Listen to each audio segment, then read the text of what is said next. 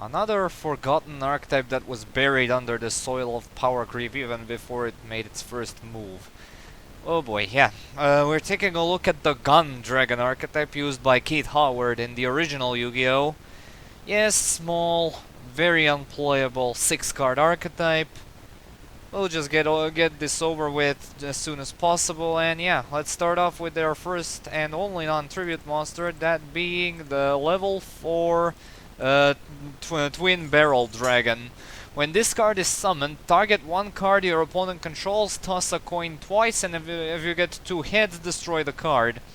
Yeah, very gamblish monster removal. Not only do you need to get heads, you need to get heads 2 times in order to destroy the card. Also, this thing targets, so yeah, by the standards of 2019 Yu-Gi-Oh, it's not good. It's really not good. Next up we have Blowback Dragon, a level 6 with 2300 attack, and once per turn you can target one card your opponent controls, toss a coin 3 times, and if you get heads at least 2 times, destroy the card. A bit better than Twin Barrel Dragon due to the fact that you get to toss more times, and you have to have less results in order to less heads result in order to pop something, and yeah, it's a nice card. Anyway, that does not continue with Barrel Dragon, the archetype's poster boy, and yeah, their first 2 tribute monster. Once per turn you can target one monster your opponent controls, and yeah, the exact same condition as Blowback Dragon. Yeah, it's only limited to monsters for some reason, so yeah. A straight demonetization, and yeah, it's not worth running. And our final main deck monster is Desperado Barrel Dragon. It's a retrain of the original, and it has this effect. If a face-up Dark Machine monster you control is destroyed by battle or card effect, you can special summon this card from your hand. Once per turn, during the battle phase, quick effect, you can toss a coin 3 times. Destroy face-up monsters on the field up to the number of heads. Then, if the result was 3 heads, you get to draw a card. This card cannot attack the turn this effect is activated, and if this card is sent to the graveyard, you can add one level 7 or lower monster that has a coin tossing effect from your deck to your hand. Okay, so this is a very recent release and retrain, so there's quite a bit to take in here. Again, you can theoretically try to nerf your own dragons in order to get this thing out quicker. But you can also has the best coin tossing effect, and if you happen to somehow get 3 heads, you get to draw an extra card, which good luck with that. And if this card somehow hits the graveyard, which is not that hard to do, you get to add any level 7 or lower monster which has a coin toss effect, which is Blowback Dragon and Twin Barrel Dragon in this case. And basically any monster that has a coin toss effect, which is Time Wizard, basically the most of the Arcana Force lineup. So yeah, this is basically a very good Arcana Force card, if anything. So yeah, it's a trade-in target. Also, yeah, if you use it, you can basically run this in an Arcana Force deck along with trade-in to get 2 cards and to get a search off. So yeah, this is Desperado Arcana Force Dragon. Their final monster is the level 8 fusion monster Gatling Dragon. It requires Barrel Dragon and Blowback Dragon as materials.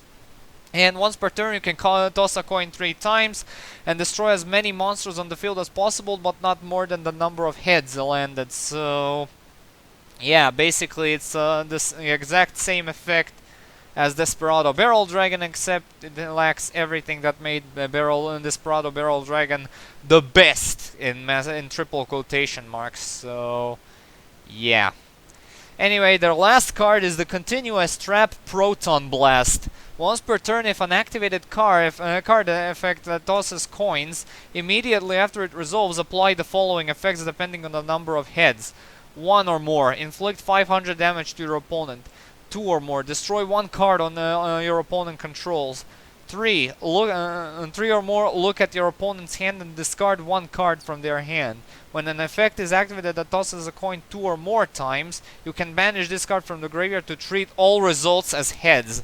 So yeah, you're most likely going to be using Foolish Burial Goods in order to dump this thing into the graveyard so the dragons could get their effects off easily, and well, get their effects as similarly as to Light Barrier for Arcana Forces.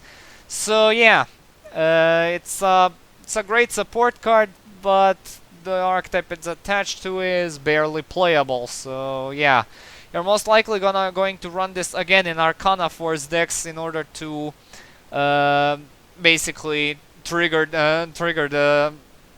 these things' effects, like continuously burn them for 500 damage or pop cards on the field. So yeah, uh, it's it's pretty obvious that this archetype gets a 1 out of 3 and everything because it's a freaking gamble archetype, and not in a good way. Yeah, there are some gamble cards and archetypes in Yu-Gi-Oh, but none of them are so terribly bad. So yeah, this is the archetype I wanted to look at because I simply forgot about it, and I wanted to announce that I'm actually going to be going back to the archetype analysis for a short bit. So yeah, I'm gonna review 8 archetypes of the ones I said in the update video.